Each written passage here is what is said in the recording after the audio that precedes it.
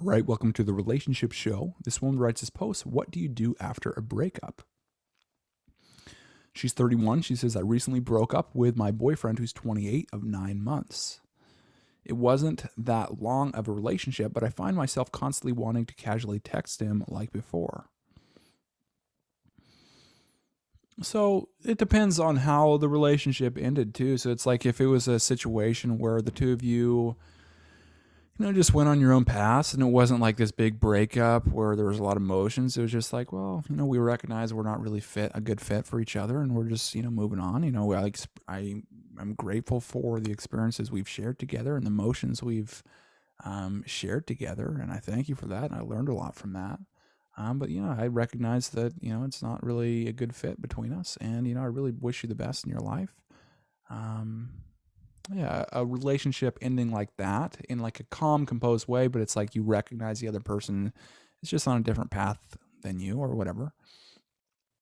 And so in those situations, it's like, well, yeah, why not reach out to them? It's like, why not still maintain that contact? And because sometimes that can actually be more healthy for really that going away, because even though it's been like 9 months, it's like still the two of your lives kind of like merged in some ways, and now you've kind of lost that sense of certainty on what to do or reliance on the other person in some little ways that you'll experience. So it's like just kind of coping with that space is a difficult thing to do.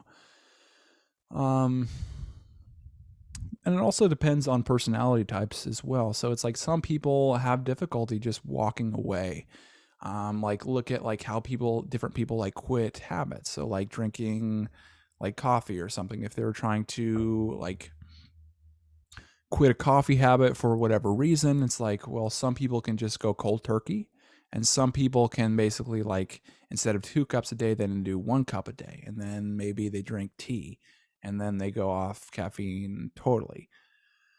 It just depends on personality type. So know your own personality type in that, and then really, just act in accordance with that the best way that you can to really cope with that. Now, if it was a situation where it was like a nasty breakup or it ended on bad terms, then it's like, then you kind of have to just kind of gain that fortitude and that strength to keep that distance. It's going to be very hard. You're probably going to think about the other person a lot. You're probably going to forget the bad things. You're probably going to just remember the good and think on, because it's like right now you're in uncertainty. It's like when you experience a breakup, it's now going into this uncertainty. You were in this certainty with the relationship, and now you're in uncertainty. And uncertainty is associated a lot with pain. Just how our brains work, certainty, uncertainty.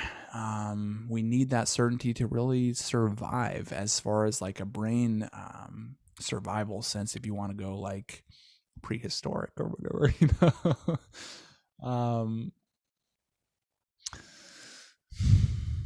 But if it's a bad situation, again, yeah, you have to basically just maintain that, even though it's like everything in your mind's like telling you to go reach out to them.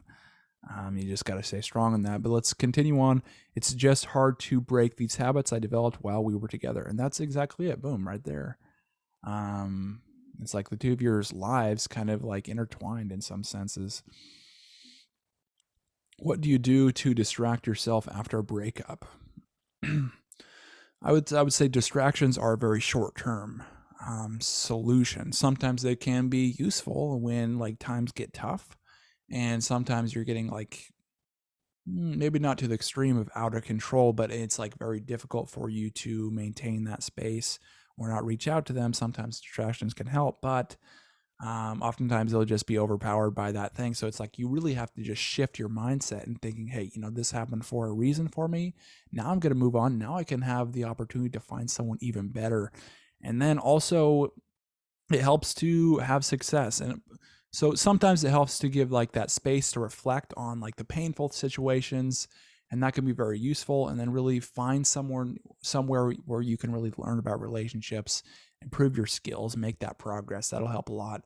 But after that, really that initial period, it's like you want to really have success with someone else, because once you can succeed, then it's like It's just a lot easier, both for your just kind of mental health. We need to succeed to really feel healthy in that regard.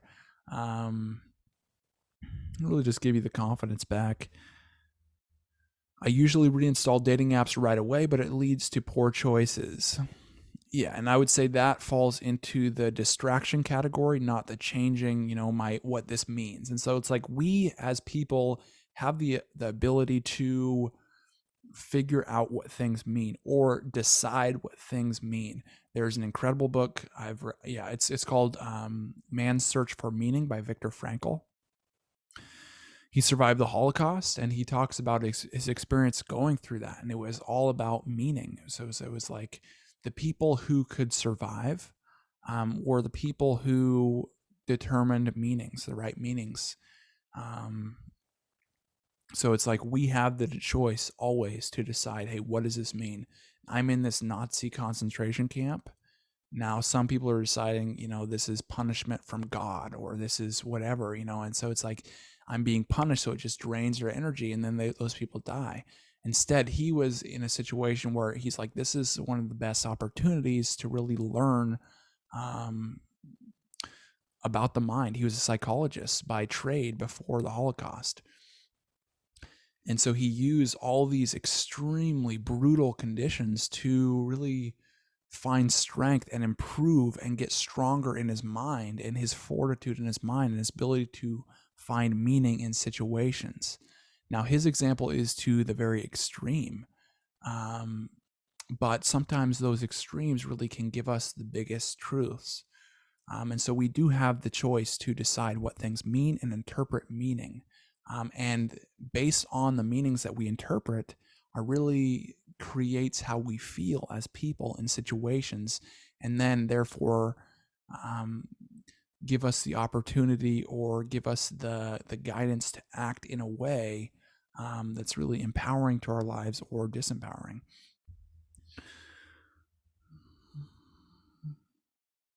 I bought a low maintenance plant today and pretty much already killed it within the first few hours. Any other ideas? Yeah, again, I'm saying you're going a short-term approach.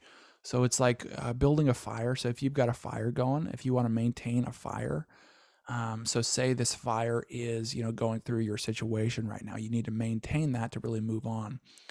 Right now, what you're doing is taking little tiny twigs and throwing them in the fire. But what you'll notice and what you'll find is those twigs burn up so quickly that it's like you're just constantly having to more and more and more twigs when you really just need to find like the big log that you can put on the fire. And that is really a new meaning. And so have an interpretation that really life happens for you, not to you. And so even though this breakup was difficult and now you're going through something very difficult and hard and you're finding it hard to not reach out or not get back with this person, it's like in your mind that it's better to move on. And it's like and that situation, no matter how painful, was there in your life for a reason, and it was there to serve you. And when you can interpret it as something as a benefit to you instead of a consequence or a punishment or something that drags you down, that benefit mindset will really allow you to move on much more easily.